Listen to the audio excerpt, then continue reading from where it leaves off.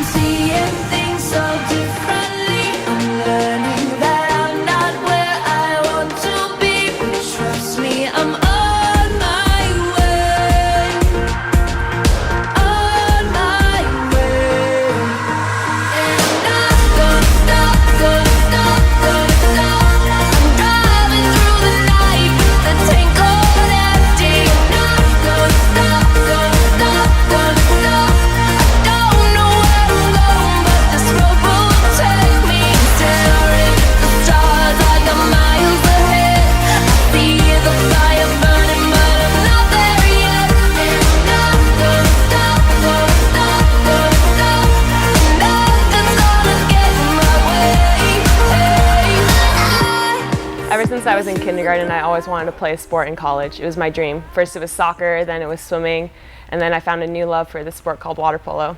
I started playing when I was in high school, and I instantly fell in love. I traveled all across the country to play, and I finally got an offer to play for APU when I was a senior in high school. Coming from Chicago, it was a huge deal to me to be able to travel all the way across the country to play in California in an outdoor pool. So I took the offer right away and was ecstatic. I got my first concussion November 9th when I was a freshman. I got hit right in the face and the ball knocked me out. I could barely walk or talk. I felt really, really rattled. My personality changed. I couldn't go to class. Things were just kind of off. People don't really understand what a concussion is, but it is basically your brain gets rattled inside your head, and lights bother you, noises bother you. You can barely talk to people. You can barely look at people. You kind of just have to stay inside in a dark place and not do anything. So that's what I did for 2.5 weeks.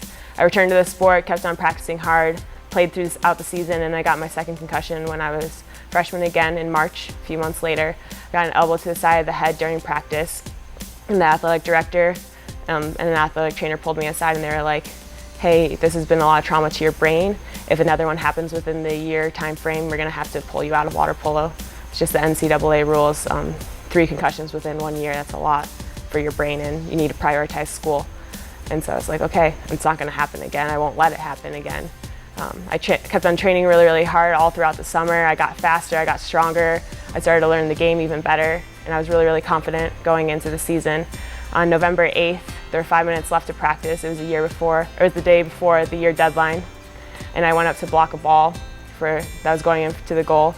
I raised my hand up and the ball hit me right in the face, hit me so hard that it went all the way into the other goal on the other side of the pool. I instantly knew right then and there that my career was over.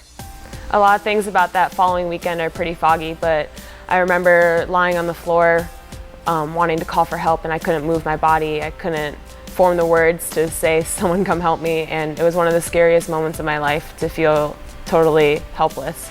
I remember people coming to visit me and praying around me, and I couldn't really say anything. I couldn't really open my eyes because everything hurt to look at, it hurt to talk. But I remember feeling like I had lost everything. I came all the way out here from Chicago to play water polo. I wanted to play all 4 years. I wanted to go all the way, and all of a sudden my career was over and I didn't really know what to do. I felt helpless. That following summer I went home and I entered a rehabilitation program. I did physical therapy to learn how to walk without getting dizzy, how to look at things without getting dizzy. I learned how to turn my head to the side to look at people. I did speech therapy, learning how to form my words so that they wouldn't be slurred as often as they were.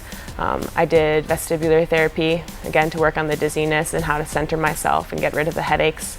And then I also did occupational therapy. Basically, they told me that because of my concussions, it was hard for me to comprehend what I was reading, so I had to start reading children's books and get back my scanning in my eyes in order to comprehend what I was reading so I could get back into my classes. 4 months passed in that rehab program. I went almost every single day for about 3 to 4 hours, and it was grueling. Everything hurt.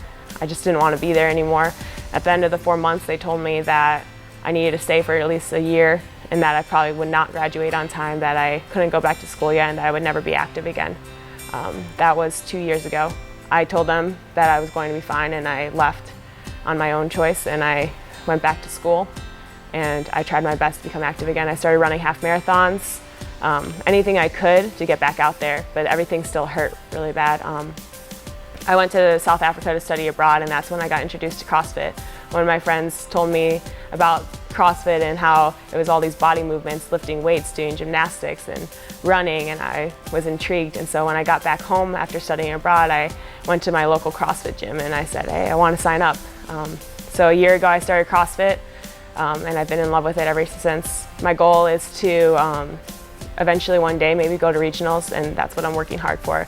The coolest thing about CrossFit is that it's showing me that I can break down walls that people have set before me for so many years. Since my first concussion 3 years ago, people have told me that I will never be able to be active again, and now I work out every single day for hours. I train hard, I'm determined, and people told me that I'd never be able to walk without getting dizzy, I'd never be able to go upside down, and now I can do handstand push-ups, I can walk on my hands.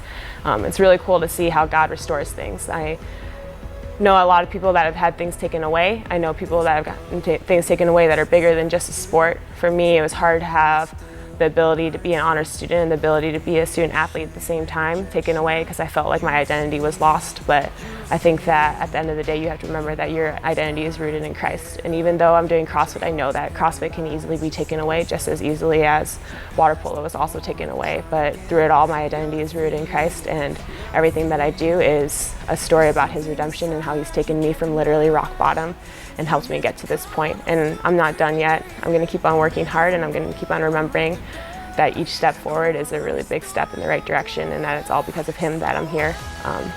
For those of you that have lost things, that have also had things taken away, I just want to encourage you to remember that God takes away, yes, but it's not all bad. Usually when you have empty hands, that gives you the opportunity to lift them up to God, and for God to fill them with something even greater than you could ever imagine. So I just want to encourage you wherever you're at to remember that he's going to fill them, and he's going to fill them with something better than you even know. So keep trucking forward.